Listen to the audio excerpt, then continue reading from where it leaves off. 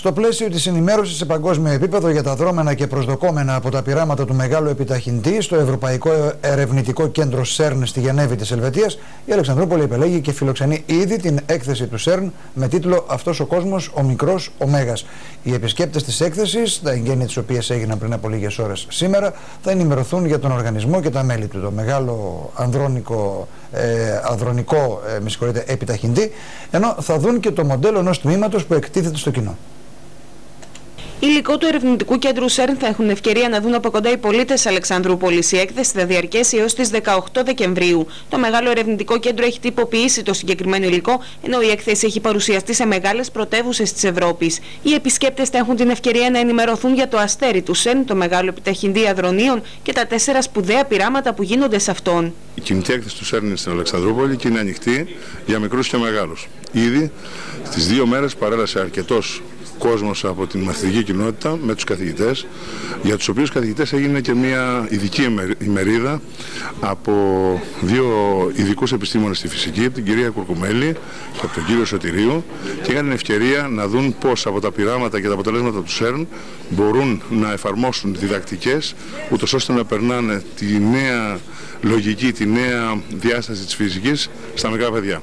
Είναι η πρώτη φορά που έκθεση αυτού του Πανευρωπαϊκού Επιστημονικού Οργανισμού παρουσιάζεται στην Ελλάδα και μάλιστα όχι μονάχα σε μια πόλη αλλά σε πολλές. Μία από αυτές τις πόλεις είναι και η Αλεξανδρούπολη.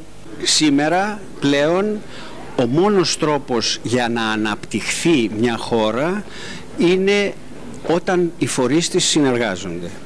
Επομένως εμείς διαλέξαμε την υψηλή τεχνολογία όπου οι Έλληνες μπορούν να προοδεύσουν στο διεθνές και στο τοπικό προσκήνιο, και διαλέγοντας περιοχές οι οποίες είναι πολύ σπουδαίες στον παγκόσμιο κρίκο και ιστό, διαλέξαμε ως πρώτη περιοχή τη μικροηλεκτρονική. Το CERN αποτελεί το μεγαλύτερο πειραματικό κέντρο ερευνών σωματιδιακής φυσικής στον κόσμο. Ιδρύθηκε στη Γενέβη το 1954 από 12 ευρωπαϊκές χώρες, μεταξύ των οποίων και η Ελλάδα. Σήμερα απασχολεί 3.000 επιστήμονες και διοικητικό προσωπικό στα πειράματα που διεξάγονται στις μοναδικές στον κόσμο εγκαταστάσεις του. Παράλληλα, απασχολεί περισσότερους από 10.000 επιστήμονες από όλο τον κόσμο, οι οποίοι συνεισφέρουν σαν εξωτερικοί συνεργάτες.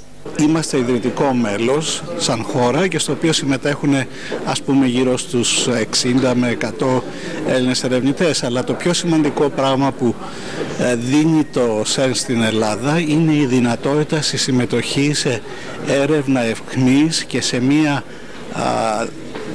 προσπάθεια για να μάθουμε κάτι καινούριο, η οποία προσπάθεια όχι μόνο μας κάνει καλύτερους ανθρώπους με την έννοια ότι γνωρίζουμε καλύτερα τον κόσμο, αλλά δίνει και μία όθηση στην επιστημονικότητα και στην έρευνα στην Ελλάδα εν γέννη.